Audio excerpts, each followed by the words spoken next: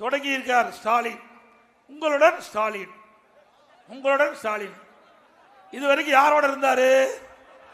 இப்பதான் உங்களோட வந்திருக்காரு. 4 வருஷம் கழிச்சு இப்பதான் மக்களை சிந்திச்சிருக்காரு.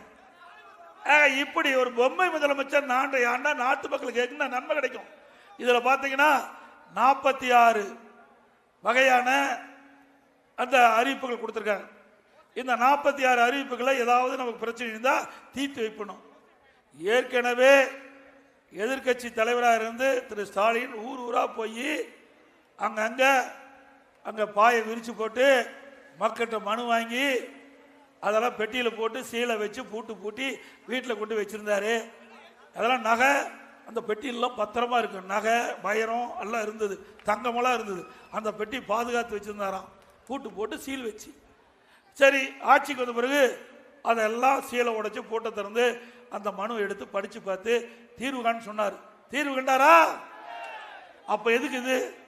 நீ தீர்வு கண்டிருந்தா இந்த மக்களுடைய பிரச்சனை தீர்த்திருக்கும்ல. ஆக நாட்டு மக்களை ஏமாப்புதிலே 1ஆம் நம்பர் முதலமைச்சர் இன்றைய முதலமைச்சர் ஸ்டாலின் அவர். மக்களை பற்றி கவலைப்படாத முதலமைச்சர். எப்பொழுதும் வீட்டு மக்களை சிந்தித்து அவர்களுக்கு என்ன வேணும், ஒரே ஒரு சாதனை படைச்சிருக்கார் ஸ்டாலின். அவருடைய மகனை எம்எல்ஏ ஆக்கினார், அமைச்சர் ஆக்கினார், துணை முதலமைச்சர் ஆக்கினார். இதுதான் ஸ்டாலினுடைய 4 ஆண்டு கால ஆட்சி சாதனை.